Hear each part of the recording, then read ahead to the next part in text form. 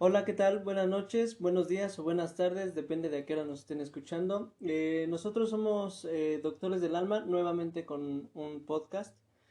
En este caso vamos a tratar un tema un poco delicado, para algunos sensible, por lo cual nos gustaría hacerles saber que en ningún momento es nuestra intención hacerles sentir algún tipo de dolencia o a lo mejor alguna palabra que lleguemos a decir con la que se lleguen a sentir ofendidos. Meramente es informativo y bueno, nos gustaría que nos dejen sus comentarios. Vamos a tratar el tema de duelo por muerte. Aquí conmigo me acompañan los psicólogos Vero y Antonio. Hola. Hola. Buenas noches. Y pues bueno, estamos un poquito nerviosos todavía, nos estamos habituando. Am, Bien, a los que nos están escuchando, nos gustaría que reflexionaran esta pregunta. Nos gustaría iniciar con esta pregunta que dice así: si murieras en este instante, ¿estarías contento con lo que viviste? ¿Estarías a gusto con tu vida? ¿Te irías tranquilo? ¿Te irías en paz? Nos gustaría que reflexionaras esta pregunta y a lo mejor nos lo dejaras en tus comentarios. Quédatela, esta pregunta es para ti, para que tú la reflexiones. Nosotros al final del programa la vamos a contestar, pero bueno, esta es para ti. Así que pues bien, vamos a empezar de lleno con el tema y podríamos empezar por saber qué es el duelo. Vero, Toño, como ustedes digan. El duelo es un Ujú. proceso que todo individuo vive, ¿no? Y este se da por la pérdida, ¿no? Ya sea de un ser amado, por ejemplo, puede ser un tío, un papá, un hijo, ¿no? O hasta una mascota, ¿no? Ujú. De hecho, el dolor por una pérdida también depende mucho de la relación que se tenga con lo que se perdió, ¿no? Claro. Ya sea pues un ser amado o alguna cosa, ¿no? Porque también, por ejemplo, cuando pierdes un anillo importante para ti o algo valioso para ti, también hay un duelo, ¿no? Ujú. Claro. Toñito. Gracias, Rudy. Pues ya nos presentaste, soy el licenciado Antonio. Hemos Ujú. tenido varias ya, bueno, unas cuantas sesiones y gracias por seguir escuchándonos en nuestro proyecto. A lo que tú preguntabas, Rodolfo, el duelo es un proceso. Hay varios autores en los cuales el proceso puede llevar 4 pasos, 5 pasos, 6 pasos o 7 pasos. Como lo Ujú. habíamos mencionado anteriormente, la psicología no es como las matemáticas que tiene una ley. Aquí son teorías en las cuales podemos debatir, podemos encontrar bueno, ahorita vamos a abarcar más esto más Ujú. adelante para no Ok. adentrarme en el tema, Ajá. pero es una pérdida, es como lo que mencionaba Vero. Puede que también es cuestión de perspectiva, de nivel educativo, social, etcétera, etcétera, ya que, por ejemplo, yo puedo perder quizá un abuelo, pero si yo no lo vi en mi vida, pues la pérdida no me va a doler. No es significativo. Puede que le duela a mi papá, a mi mamá, a mis tíos, pero pues yo no tuve convivencia con él. En cambio, a lo mejor la mascota que me regalaron desde pequeño, a los 20 años de mi edad Ujú. cronológica, muere, pues con él sí formé un vínculo. Y quizá muchas personas pues dicen, es un animal, es un ser insignificante, porque incluso utilizan esas palabras. Ujú. Pero pues yo tuve un vínculo, tiene un valor, tiene un simbolismo para mi vida, para mi persona. Entonces el proceso de duelo es individual y muy personal hacia cada persona. Bien. Bien, pues prácticamente eso es un duelo, ¿no? Es un proceso ante una pérdida. Proceso. Bien, me gustaría ahora que empecemos a definir, porque nosotros en el ramo en el que nos especializamos sabemos que no solamente hay un tipo de duelo, ¿no? Existen varios tipos de duelo. No sé, ¿nos podrían mencionar algunos para a lo mejor identificarlos? Pero tú nos podrías hablar un poco sobre el duelo colectivo. Ujú. El duelo colectivo es cuando varias personas observan o están presentes ante pérdidas igual colectivas, ¿no? Por Ujú. ejemplo, cuando fue lo de los temblores, Ujú. este, pues había mucha gente, ¿no? Tratando de rescatar personas que habían perdido la vida o que todavía podrían estar vivos después del temblor. Entonces, muchas personas al mismo tiempo estaban viviendo pérdidas, de individuos que a lo mejor ni siquiera eran de su familia, ¿no? Claro. Pero pues que aún así les dolía la pérdida, ¿no? Eran tan empáticos que les lastimaba la pérdida de la vida de otra persona, ¿no? Ujú. Entonces, el hecho de que tantas personas estén pasando por un duelo los ayuda a pasar por este proceso de duelo más rápido, ¿no? Porque no están en cierta manera solas, ¿no? Son varias personas que están pasando por lo mismo y se están apoyando al mismo tiempo. Hay un acompañamiento, claro. Uh-huh. Pues muy bien. Ahora, Toño, ¿tú nos podrías decir qué es un duelo anticipado?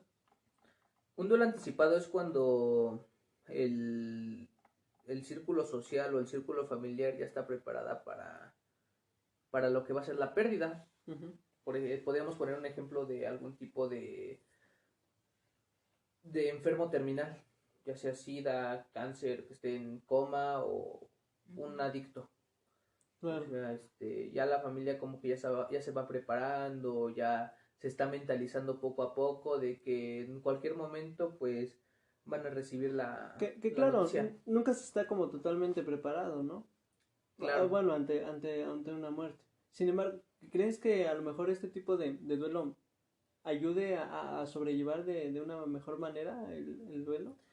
Quizá pueda ser, es que también es cuestión de la persona, pero como ya estás preparándote, supuestamente, porque muchas veces la parte emocional no es igual a la parte racional, porque cuando racionalizo, Uh-huh. me estoy mentalizando que se muere, pero cuando realmente ya veo que se ha muerto, la parte emocional me llega hacia la parte cognitiva, que son los pensamientos, de por qué se fue, de hubiéramos hecho, le hubiera pedido perdón, etcétera. Entonces, a lo mejor si estás preparado y a lo mejor el duelo puede que dure un poco menos. Claro. Uh-huh. Muy bien. Bueno, ya nombramos dos tipos de duelo. Les mencionaba hay más. Bien, me gustaría mencionar un último tipo de duelo que es un duelo por muerte súbita, ¿no? O un duelo inesperado que también se le llama así. ¿Nos podrían decir que es un duelo inesperado? Sí, pues inesperado, que uno no, por ejemplo, a diferencia del que comentaba ahorita Toño, Uh-huh. que pues uno ya tiene conciencia de que la persona se va a ir, ¿no? Esta muerte súbita pues es cuando no te lo esperas, ¿no? Cuando todo está bien y de repente te llega la noticia de que pues ya se murió, ¿no? Por ejemplo, una chica una chica tenía su novio, ¿no? Uh-huh. Y la noche anterior habían peleado y siempre al otro día se mandaban mensajes, ¿no? Porque pues eran unos niños, Uh-huh. se peleaban, ¿no? Entonces al otro día, pues, la chica espera que le mande mensaje, ¿no? Y en lugar de eso, pues entra la llamada de su mamá, ¿no? Y pues que la quieren ver, ¿no? Que está en la escuela. Uh-huh. Y pues la chica está pues sin saber, ¿no? Sin esperársela ni nada. Y le dicen que, le dice su mamá, ¿no? Pues ¿cómo estás? ¿Te sientes bien? ¿Cómo te fue en la escuela, no? Y pues la morra así como que, ¿qué está pasando, no? Claro. ¿Por qué me preguntas si estoy bien? Uh-huh. Y pues ella ya, es desesperada, ¿no? Le pregunta, ¿qué pasó? ¿Por qué vienes aquí a la escuela? Uh-huh. ¿Qué necesitas? No es normal, ¿no? No es normal, ajá. Uh-huh. Y le dice su mamá, pues es que se murió tu novio, ¿no? Se ahorcó. Ok. Entonces, son muertes que no te esperas y que te dejan impactada, ¿no? O sea, en ese momento, pues la chica se puso a llorar y, o sea, mínimo duró como 2, 3 horas llorando, o sea, inconsolable la chica, ¿no? Porque era muy joven Uh-huh. para saber de una muerte de una persona tan amada, ¿no? Porque en ese entonces, pues todos nos enamoramos así cañón, Claro. ¿no? Y entonces, obviamente, pues el duelo fue difícil, ¿no? De hecho, es uno de los duelos más complicados, ¿no? Bueno, ahorita por el tema de la pandemia, considero que puede llegar a ser como uno de los más notorios, ¿no? Es decir, tú estás bien, te contagias de COVID y en automático entra como ese miedo, ¿no? Y luego viene esta parte de en la que de repente simplemente la persona no está, ¿no? Fallece y entonces es ahí en donde viene un proceso largo y a lo mejor pesado, ¿no? Para los familiares que se quedan en este caso. Bien, ahora me gustaría empezar a identificar mmm, las etapas del duelo, ¿no? ¿Cómo saber que estamos ante un proceso de duelo? ¿Qué características tiene un duelo? Toño, ¿nos ayudas? Uh-huh. Sí, claro. Uh-huh. El proceso que el día de hoy vamos a tomar es el de que consta de 4 puntos. El primero es negación. Uh-huh. La ira. Uh-huh. La ira, después negociación. Y la aceptación. Y después por último llega la aceptación. Suena algo muy sencillo, 4 pasos que puedes decir, pues es algo muy sencillo.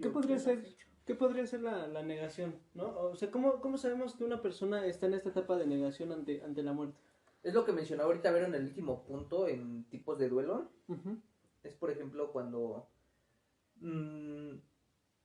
no te lo esperas o en otras circunstancias, en otro contexto, a lo mejor hoy tienes novio, novia, uh-huh, y ya mañana ya lo tiene otra persona, ¿no? Es algo inesperado. Uh-huh. Sí. Entonces, o tus familiares se pelean, viven en la misma casa y alguno de ellos tiene que irse. Se rompe lo que es un sistema. Uh-huh. Existen idealizaciones, existen metas juntos, existen sueños, existen un sinfín de características en esto, en el cual la persona que está sufriendo o que va a empezar a sufrir este duelo, pues no lo acepta. No acepta porque se murió esta persona, si a lo mejor era muy buena gente, de hecho, a lo mejor... Uh-huh. Incluso hay personas que, por ejemplo, puede ser tanto el impacto de la muerte que entran en un estado de shock y precisamente pierden contacto con la realidad, ¿no? Uh-huh. En algunos puntos, es decir, no aceptan. Voy a platicar así de manera muy rápida un caso que nos expusieron a nosotros en la escuela, en el que una señora ya de edad, pues nada más vivía la señora con su hijo, y bueno, el muchacho muere, y entonces a días de su muerte del muchacho, la señora sigue haciendo sus actividades normales, es decir, no llora, no siente nada, está solamente seria, pero sigue lavando, sigue haciendo de comer, y entonces aquí entra el dilema de si la regresamos a la realidad, ¿no? Porque ella está en un estado de shock, está en un estado de negación, no acepta que hay una muerte, ¿no? Claro. Y podremos, bueno, ese es el alcance que puede tener una etapa de negación cuando el impacto es profundo, ¿no? El impacto emocional es profundo. Claro, existen, uh-huh, pues lo que tú decías, el impacto emocional a nivel neurológico o a nivel cognitivo más bien, a nivel uh-huh, pensamiento, y el que es a nivel físico, que probablemente es un impacto, pues sí, al momento muy doloroso, pero muchas veces se manifiesta en la panza. Uh-huh. Cuando te empieza a dar retortijones, cuando te empieza a dar diarrea. Sí, diarrea. Uh-huh. Sí, diarrea, porque eso, o sea, es tan grande el impacto de lo que estás viendo, de lo que estás escuchando, que la mente automáticamente no lo soporta y tiene que utilizar este mecanismo de defensa que es la negación. De hecho, ajá, bueno, todo shock, voy a hacer un paréntesis aquí, todo shock es un mecanismo de defensa precisamente. El impacto es tan grande que lo que hace nuestro cuerpo es meter un bloqueo o meter un estado de shock para que, voy a ponerlo así, no se desconfigure la matriz, ¿no? De los pensamientos. Claro. ¿No? Pero bueno, regresémonos al tema porque nos estamos yendo. Bien, esa sería como la etapa de la negación, ¿no? Ahora, ¿cuál sería la etapa de la ira?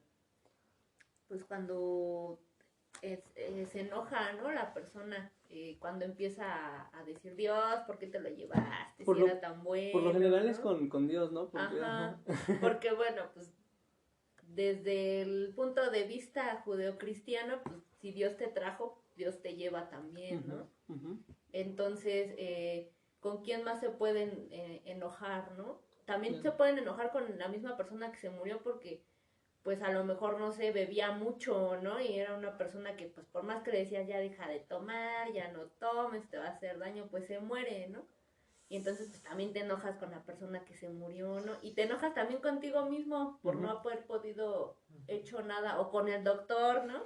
Que también, Claro, claro, y es que que pues sucede, estaba ¿eh? en tus manos, doctor, ¿cómo dejaste que se te fuera, Tú no? eres el doctor. Tú eres Cierto. el doctor. Sí, sí, sí, y justo es esta parte, ¿no? Que te empiezas a molestar como no solamente con los demás, sino incluso hay una molestia contigo, ¿no? Vero. Y bueno, ahí es donde empezamos a reconocer que empieza a haber esta etapa de duelo, ¿no? En la etapa de la ira. Ahora viene la etapa de la negociación, que esta es como bastante interesante, ¿no? Creemos que tenemos el poder para negociar una vida, ¿no? Toño, ¿tú nos puedes hablar sobre la negociación? Claro, en la negociación pues también muchas veces metemos a cualquier dios que en el que nosotros creamos. Por lo regular es Jesucristo, que es lo más común en nuestra sociedad mexicana, ya sea cristiana o católica, pero negociamos con él. Si me tranquilizas por un momento, te juro que me voy de rodillas a la villa. Eso. O no sé si me permites paz, o si me permites aceptar, o si me permites ver que esto es un sueño y despertar a la realidad, te juro que voy a ser la mejor persona del mundo. Voy a cambiar, ¿no? Voy a cambiar. Sí, y justo, Toñito, acabas de tocar un punto importante que precisamente son este tipo de demandas. Digo, no tiene que ver o no está como muy estrechamente relacionado con la muerte, pero podríamos decir que las mandas son un tipo de negociación con una deidad, ¿no? A lo que le llamamos mandas, que es a lo mejor, me voy a dejar crecer el pelo para que mi niña se cure, ¿no? Porque está enferma. O a lo mejor, cada 28 de mes voy a ir a juntar dinero para llevarlo a la iglesia para que tenga protección, ¿no? Y bueno, en la muerte es eh, la etapa de la negociación, ¿no? Creemos que tenemos ese poder de alguna manera de poder negociar a lo mejor una vida, ¿no? De negociar un bienestar emocional, ¿no? De decir, dame tranquilidad, dame paz y yo voy a hacer lo que tú me pidas, ¿no? Voy a cambiar, ¿no? Entonces, bueno, y ahora viene una de las etapas más importantes, considero yo, que es la aceptación. Toñito, ¿tú nos ayudas como con esta etapa? Un paréntesis antes que nada, Ajá. pues no queremos atacar a los religiosos, Sí, no, claro. o No, sea, nada, como decías anteriormente, es meramente informativo Así es. nada más, a base de experiencia y teoría que tenemos, al estudio que hemos tenido, para que igual pues no entremos en conflicto, no queremos agredir a nadie. Así es. Muy bien. ¿No? En la parte de la aceptación, pues es como, bueno, no es como, es cuando aceptas que esta persona, esta propiedad, este lugar, etcétera, pues ya no está aquí. Se encuentra en un lugar recóndito donde solamente yo puedo encontrarlo por medio de los recuerdos, por medio de eso que algún día prometimos, dijimos hacer, y muchas personas cumplen esas metas individualmente como para honrar a esa persona que ha fallecido. En este momento o en esta parte de la aceptación te encuentras como en una liberación. Te empiezas a dar cuenta que, bueno, empiezas a ver puntos pros y contras. Claro. Y hay algún aprendizaje, porque todas las personas te dejan un aprendizaje. Todos. Y esta parte de la aceptación te lleva a abrir los ojos y a ver este aprendizaje, qué es lo que aprendí de esta persona. Otra parte es que logro desprenderme de mi, ¿cuál es esta palabra? De mi, ¿cuál es esta palabra? De mi individualismo, de mi egoísmo. Porque mi parte egoísta no quiere que esa persona se vaya para siempre, cuando realmente, como lo trabajamos en nuestro primer podcast, las personas no son propiedades y mucho menos son de nuestra propiedad.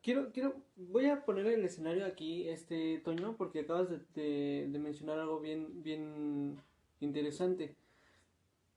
¿Hasta qué punto es válido que, por ejemplo, esta parte egoísta en un paciente terminal se pueda dar, ¿no? Es decir, yo tengo a mi hijo que está enfermo de cáncer y ya es, muy seguramente él ya está cansado de las quimioterapias, de los hospitales, de ir y venir, se siente muy cansado. Pero a veces esas personas no se quieren rendir ante la vida porque hay personas que se quedan alrededor de ellos que están con el pendiente, ¿no? Están preocupados por qué va a pasar con ellos. Y a lo mejor es esta parte del egoísmo, ¿no? Cuando uno le hace saber a la otra persona que ya se encuentra cansada que si es a lo mejor su deseo ya descansar, pues probablemente es cuando viene este desprendimiento de egoísmo, ¿no? Decir, bueno, si tú lo que quieres es descansar, también es válido, ¿no? Porque Claro. yo no sé si soportaría estar en hospitales con quimioterapias, ¿no? Y todo este tipo de situaciones que pueden llegar a ser muy pesadas, ¿no? Entonces, bien, ahora yo quiero tocar un punto, Toño, que tú ahorita mencionabas. Es decir, cuando hay una muerte de un ser querido, es cierto, se rompe este vínculo de persona a persona, una interacción cara a cara, y se rompen por lo general esquemas ideales. Es decir, nosotros íbamos a viajar el próximo año a Colombia o nos íbamos a ir a Estados Unidos, pero ya se murió y ya no puede estar él con nosotros. Y como tú bien lo mencionaste, Toño, se empiezan a generar nuevos vínculos, es decir, no hay una pérdida total, porque tú no puedes olvidar a una persona totalmente. Entonces lo que sucede es que empiezas a generar vínculos, pero ahora los empiezas a generar de manera distinta. ¿Cómo lo hacemos? A lo mejor como dices tú, ¿no? Empezamos a honrar a la persona, ¿no? O es que a mi papá le gustaba mucho la cerveza oscura y a mí me gustaba la cerveza clara, por poner un ejemplo, ¿no? Y ahora cada que yo voy a un bar, me puedo tomar yo una cerveza oscura honrando a mi papá, ¿no? O como para hacerle saber que de alguna manera sigue presente, ¿no? Y empiezas a generar vínculos que ya no son directamente persona a persona, ahora son vínculos emocionales y cognitivos, ¿no? Claro. Entonces, se rompen esquemas, pero se vuelven a generar vínculos, ¿no? Es que mira, la muerte es parte de la vida. Claro. En este caso, es que no es una ley tampoco que porque se muera mi familiar o quien se haya ido de mi vida, quiere decir que va a canalizarlo de manera positiva. Uh-huh. Puede canalizarlo también de manera negativa. Okay. A lo mejor se puede resentir, no sé, con las mujeres o con los hombres o con cierto patrón de conducta que a lo mejor tenía parecido a la persona que a lo mejor agredió a su familiar. Uh-huh. O hay algo también muy hermoso.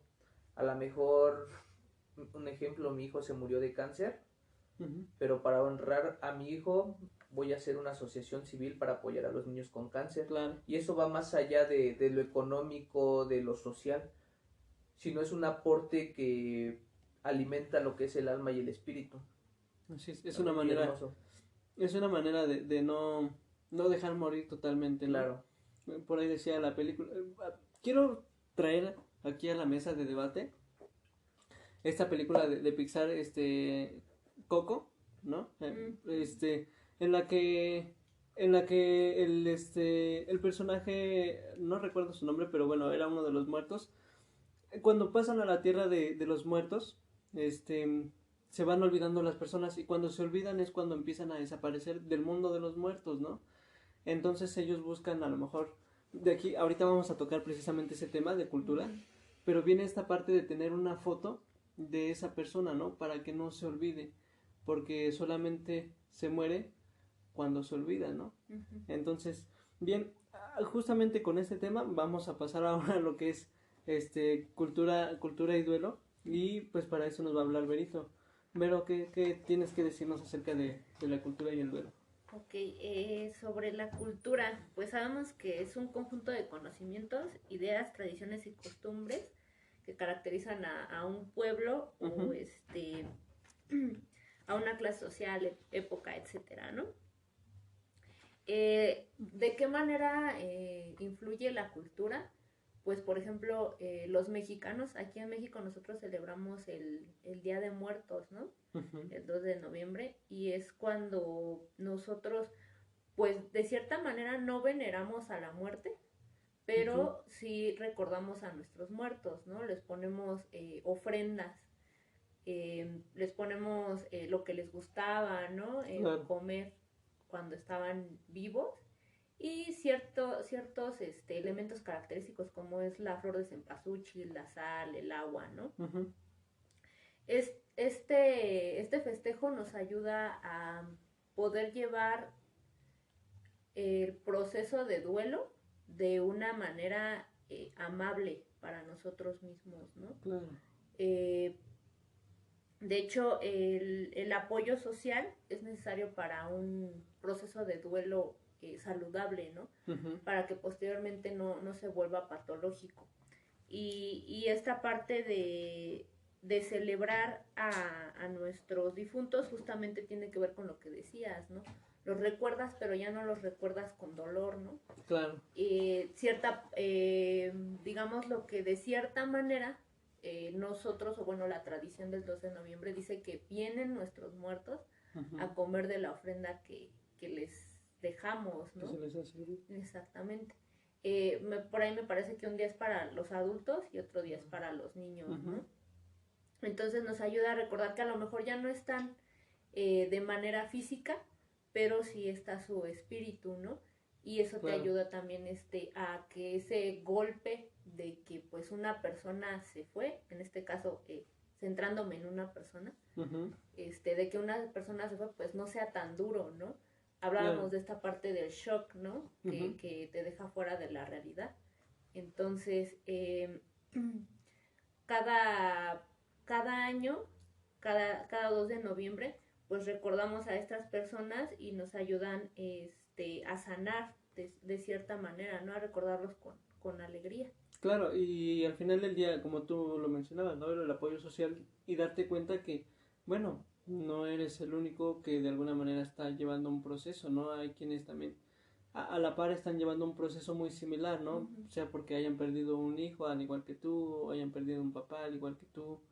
Em, después de esto, te vuelves empático, ¿no? Después de pasar ese proceso a lo mejor de dolor, ahora te vuelves empático y buscas de alguna manera apoyar a una persona que esté pasando por esa experiencia. Ujú. Exactamente. Perdón, Berito, me ibas a decir. Ujú. Sí, es que, bueno, también, como decíamos de la cultura, pues también entra la parte de las religiones, ¿no? Ujú. Nuevamente comentando que no es para molestar a Sí, nadie, claro.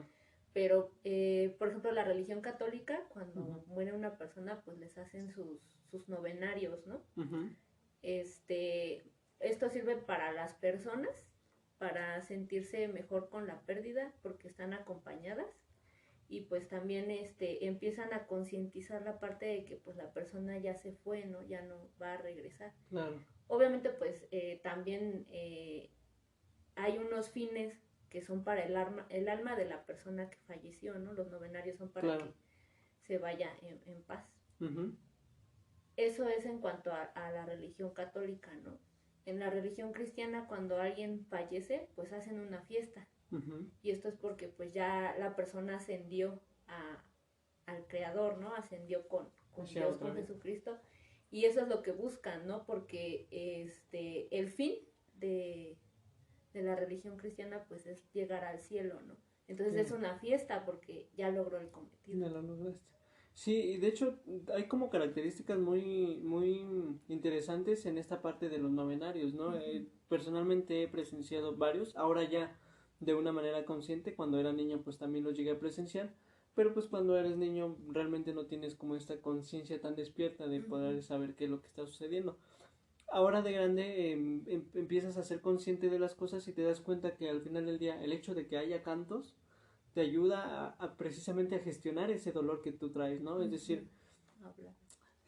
sí, te lo evocas, evocas un dolor, ¿no? El hecho de que veas llorando a alguien más y te empiece a contar, ¿no? Ay, es que cuando pues yo estaba con esta persona, mira, nosotros vivimos esto, empieza La a catarsis, recordar ¿no? y justamente empieza eso, empieza una catarsis que de hecho es bastante sana para empezar a llevar ese proceso de duelo, ¿no? Entonces, bien, esto es un poquito con respecto a lo que es la cultura, ¿no? La cultura de la muerte. Como bien Berito lo decía, 2 de noviembre es una fecha en la que se conmemora la muerte, pero se lleva de una manera amable, ¿no? De una manera amigable. Y pues viene esta parte imaginativa. Siempre, bueno, más bien nunca hemos sabido realmente qué exista después de la muerte. Hay muchas teorías, hay quienes dicen que no hay nada, hay quienes dicen que está el cielo, hay quienes dicen que nos volvemos energía. Realmente no hay algo concreto con lo que nos podamos respaldar. Sin embargo, esta parte de que los muertos regresan, pues nos ayuda precisamente a sobrellevar un dolor, pues de una manera más tranquila, ¿no? Más llevadera. Pues bien, junto con esto vamos a hacer un paréntesis para entrar en un tema como un poquito, no tanto pegado al duelo, pero que consideramos interesantes, que es tanatofobia y tanatofilia. Y precisamente Berito nos va a hablar de esto. Berito, ¿qué es? Cuéntanos. Pues hablábamos de...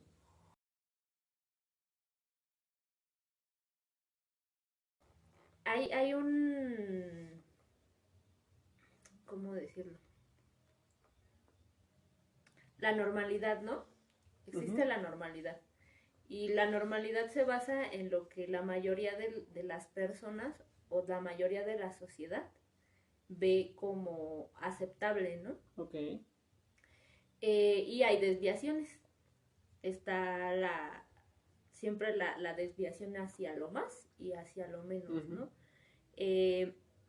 Por ejemplo, la tanatofobia nos habla de tener un miedo exacerbado, un miedo con el que yo no puedo observar o pensar en la muerte, ¿no? O sea, el pensar en la muerte a mí me pone mal, ¿no? Me hace que me suden las manos, me hace que me desmaye. Yo no puedo, ¿no? Es como si tuvieras fobia a las arañas, ¿no? No puedes ver una araña porque te quedas en shock. Y es lo mismo con la muerte, ¿no? Eso es yéndonos hacia lo más. Y yéndonos hacia lo menos, es la tanatofilia, ¿no? Que nos habla de que se tiene una fascinación hacia la muerte, ¿no? O sea, yo estoy embelesado por saber qué es la muerte, ¿no?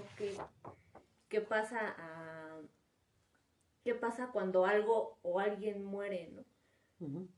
Lo hablaba con ustedes esta parte de los niños o las personas que matan animales, ¿no? Que sienten una pulsión por la muerte, que es una atracción hacia la muerte, ¿no? Ya sea hacia ver cómo muere algo o simplemente están teniendo ideas de cómo suicidarse, ¿no? Es esa pulsión a regresar a la nada, ¿no? Es la pulsión de la muerte de la que nos hablaba Freud.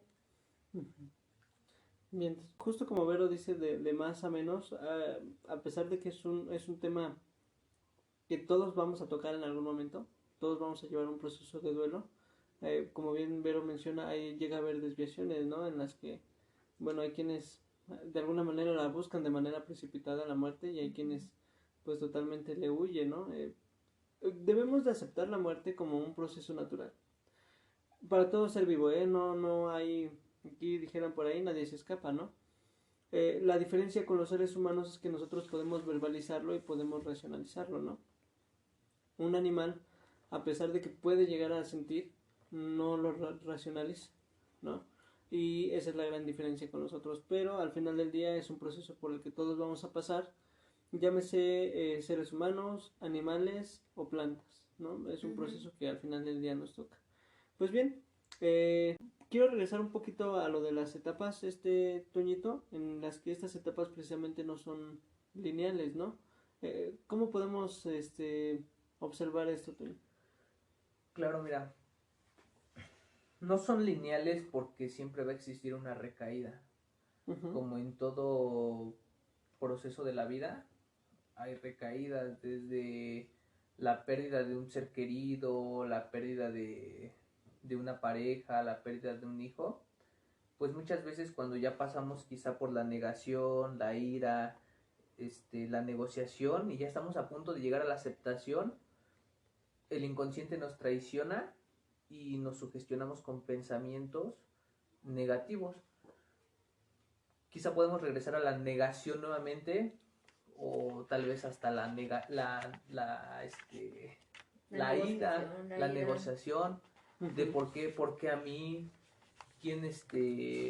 por qué le pasó a esta persona, era muy buena gente, era yo lo quería mucho, por qué me está sucediendo esto a mí, y aquí entra parte del egoísmo, porque muchas veces nada más pensamos en la pérdida que nosotros vamos a tener, pero por lo que, no por la persona, sino por en lo que nos beneficiaba, en lo que nos hacía sentir un poco de placer.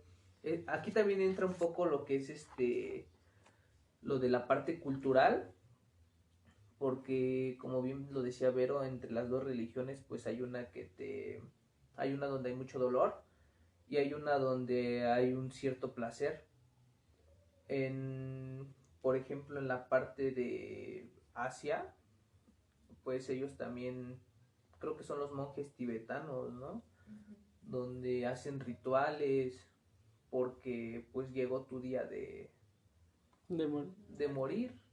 Hay otro lugar, no recuerdo cuál es el nombre de este país, donde tu cuerpo lo dejan como en un monte hasta que se empieza a putrefactar y los sopilotes van por ti.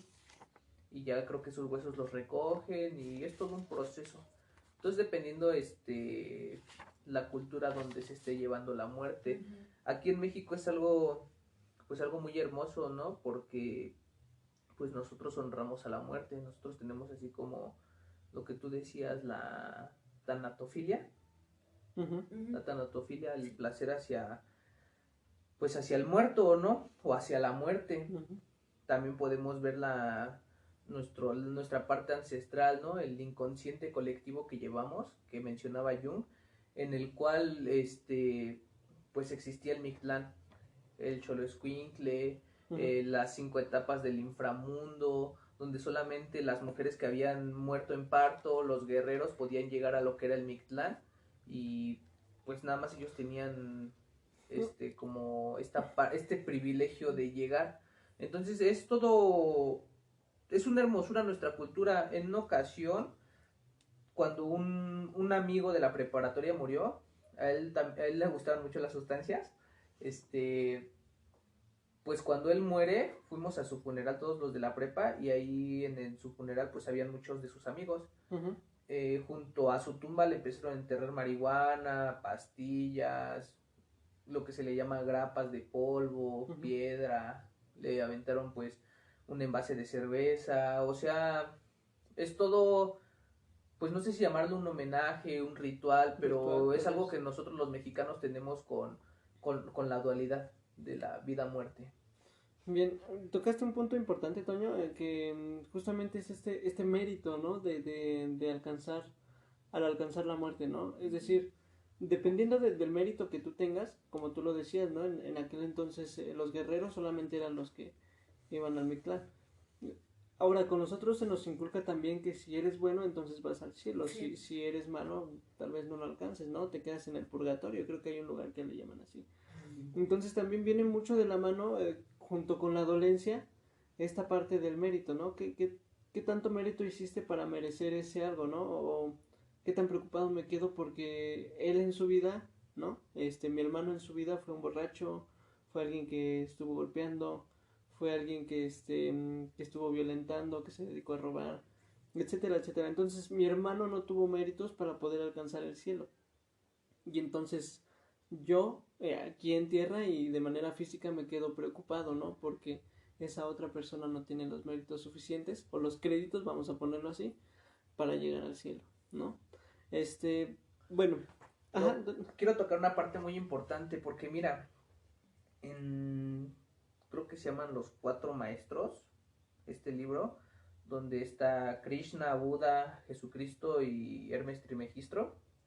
Dice que pues Jesucristo viene por aquella persona por la oveja negra, por aquel que roba, por aquel mentiroso, por aquel que bebe, por aquel golpeador, por la prostituta, por todos aquellos que han sido descarriados, porque según este libro Jesucristo no viene por la persona que es honesta, por la persona que va a la iglesia, por la persona que es buena, porque él ya va sobre el camino.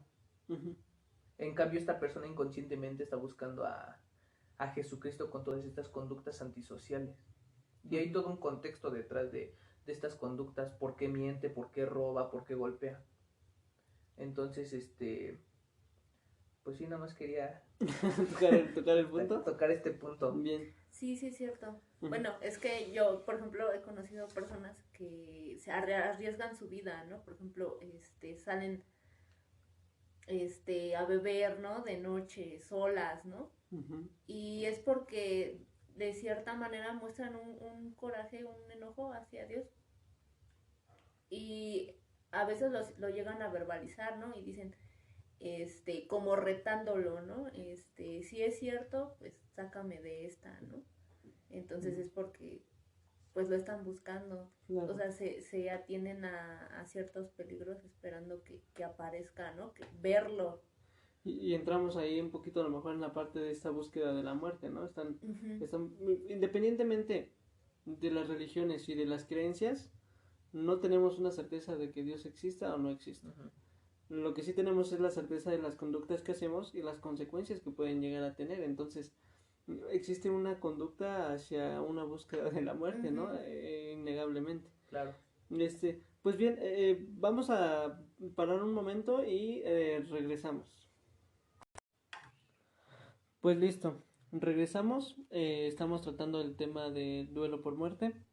Y pues bueno, ya aclarando estos puntos sobre lo que es las etapas del duelo, sobre lo que es los tipos de duelo y cómo se ve la muerte desde nuestra cultura, una vista rápida sobre lo que es nuestra cultura, empezamos con sugerencias que seguramente a lo mejor les pueden servir ahí a los que nos estén escuchando y que por ahí tengan alguna persona que esté pasando por un proceso de duelo. Bueno, pues yo les voy a dar la primera sugerencia, en este caso, que es darse tiempo y darse permiso para elaborar el duelo. Muchas veces a raíz de que la persona muere, las personas quieren que seas fuerte, ¿no? Los familiares quieren que tú seas fuerte ante el duelo. Incluso por lo general pasa en los papás, en los hombres, que por las características de que es el pilar de la casa, pues no tienden a expresar estas emociones. Es muy recomendable que se den el tiempo para elaborar este proceso de duelo y darse su tiempo, darse el espacio para que ellos lo puedan elaborar. Uh-huh. El siguiente es ser uno mismo y no lo que los demás quieren que seas.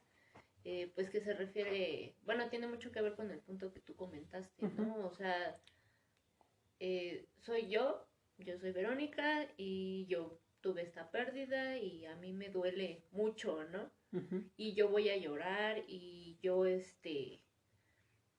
voy a recordar, ¿no? A esta persona.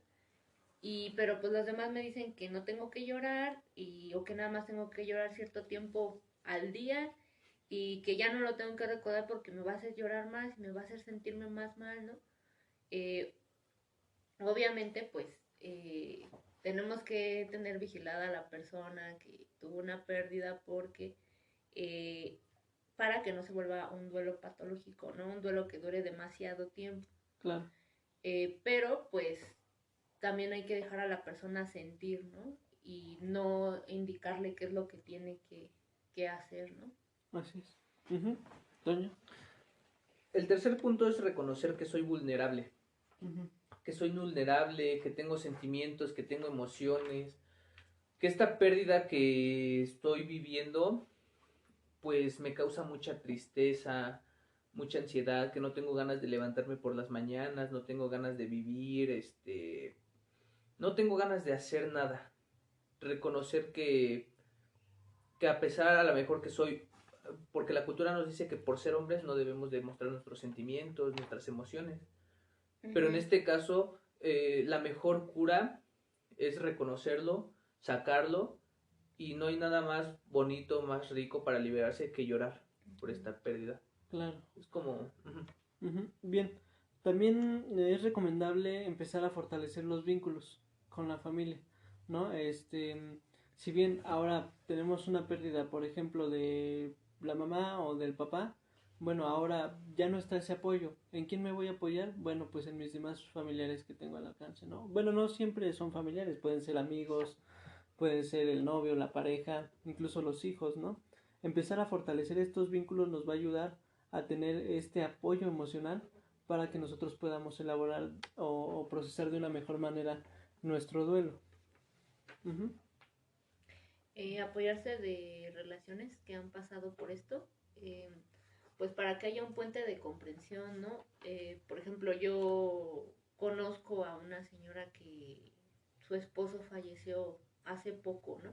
A lo mejor a mí bueno, yo, quien falleció fue mi hermano, ¿no? Y a la señora su esposo. A lo mejor no es lo mismo, pero pues ella pasó por un proceso de duelo, ¿no? Uh-huh. Ella se sintió mal, ella lloró, ella ya no quiso vivir, ella se llenó de tareas para evitar sentirse mal, ¿no?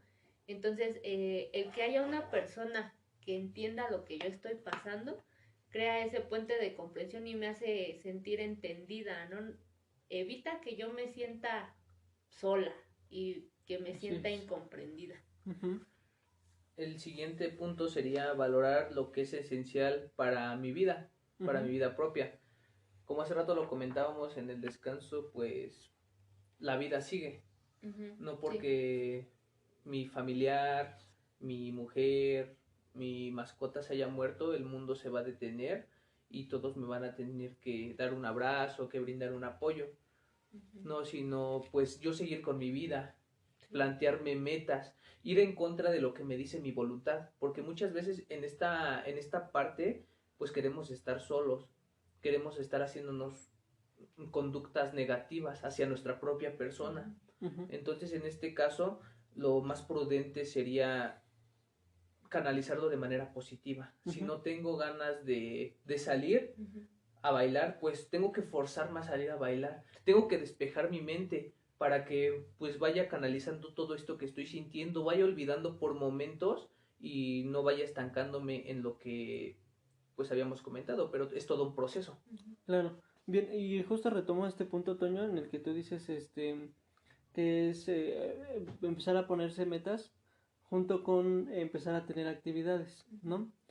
Si tú trabajas y tu trabajo te demanda mucho tiempo, bueno, puede ser que esto nos ayude a precisamente distraer la mente, ¿no? Una mente ocupada, dicen por ahí, no extraña nada, ¿no? No pretendemos que olvides a la persona, pero sí nos va a ayudar bastante el que tú te encuentres en una actividad. No precisamente tiene que estar relacionada esta actividad con un proceso de duelo, es decir, no es como que a lo mejor forzosamente tengas que asistir a un taller donde se esté tratando un tema de muerte. Puede ser un taller a lo mejor, como les mencionaba, un taller de costura, un taller de pintura, danza, ejercicio, cualquier actividad que nos ayude de alguna manera a despejar la mente, ¿no? Y bueno, vamos con la última sugerencia. Que es ayudar a otros a, eh, a elaborar sus pérdidas. Uh-huh.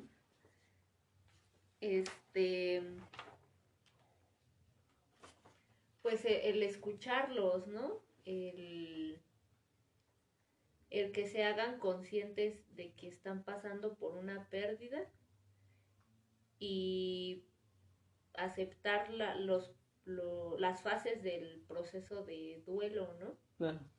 Es importante comentar que el proceso de duelo, como decían, no es lineal y tampoco a lo mejor vas a empezar enseguida. ¿Cuál es la primera? ¿La negación? Uh-huh. No vas a empezar con la negación, ¿no? A lo mejor puedes empezar con la ira o a lo mejor puedes empezar con la aceptación y ya después te saltas a la segunda o así, ¿no? Uh-huh. Como decíamos, en la psicología nada está escrito, nada está preestablecido, ¿no? Así es.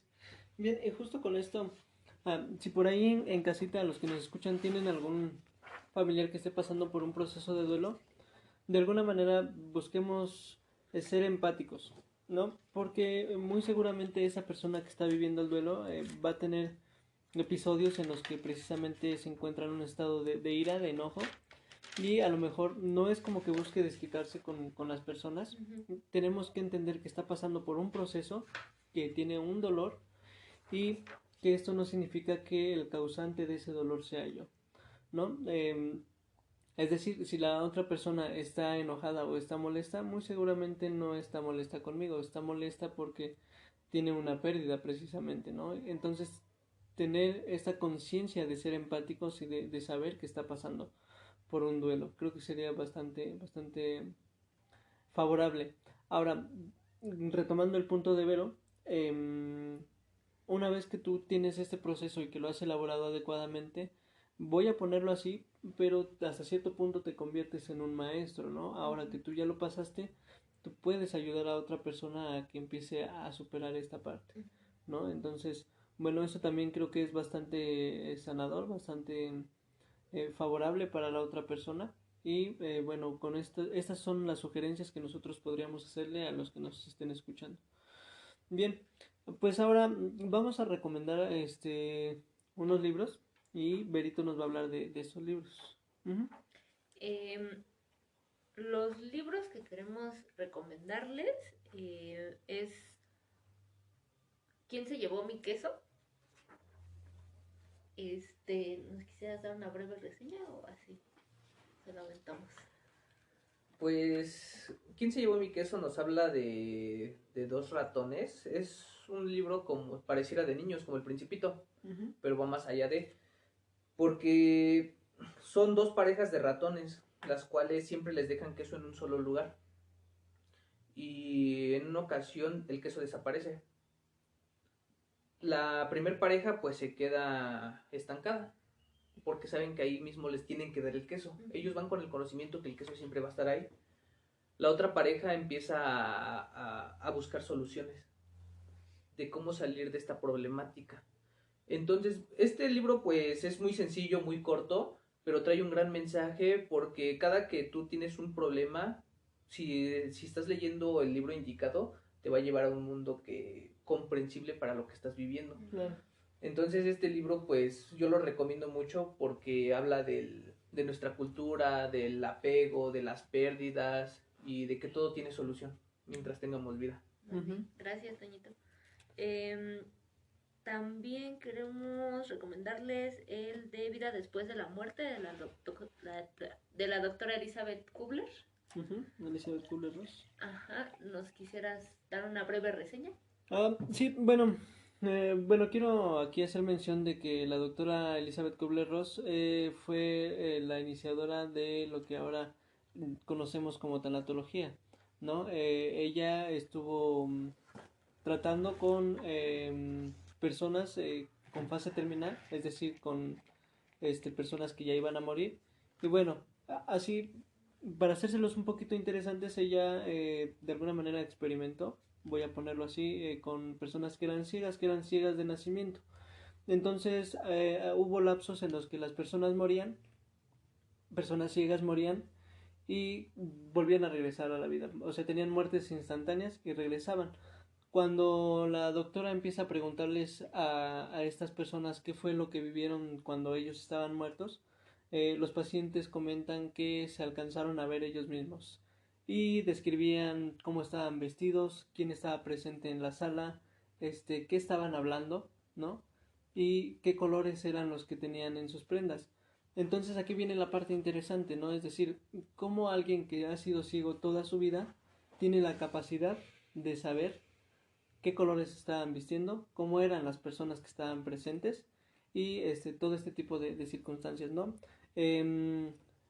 Este libro es el que les queremos recomendar, bastante bueno, creo que les va a ayudar a elaborar una muerte. Hay un sentimiento de esperanza en estos libros que creo que les va a hacer bastante bien. Y pues bueno, queremos terminar ahora, vamos a hacer lo que habíamos dicho al principio, la pregunta del principio, y se las voy a dejar a que ustedes la contesten. Si en este momento ustedes murieran, chicos, ¿se irían contentos con lo que tienen en vida? ¿Se irían tranquilos? Toño, Vero.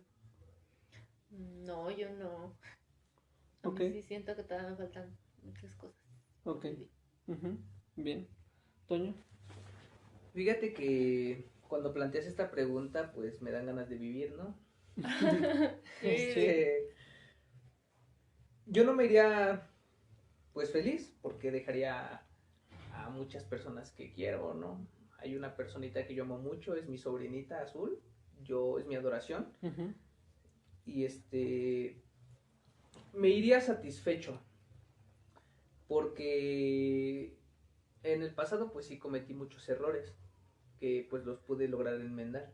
Ujú. He querido ser me he puesto como meta pues ser una mejor persona y que mi sobrinita pues no siga las mismas patrones de conducta, a que ella sí tenga algún cierto conocimiento, algo de cultura, a que vea que el mundo no solamente es libertinaje, sino que en el mundo hay muchas cosas que conocer, muchas cosas que vivir y pues es como pues es algo que me deja satisfecho, que he tratado de enseñarle lo que los medios no nos enseñan, Claro. porque en los medios de comunicación vemos narcotraficantes, desnudos, etcétera, etcétera, muertes, y pues le he tratado de enseñar que la vida es otra cosa, la vida no es solamente capitalismo, dinero, placer, sino un abrazo, un te quiero, un cómo estás, pues es algo muy, muy lindo de una persona hacia otra persona.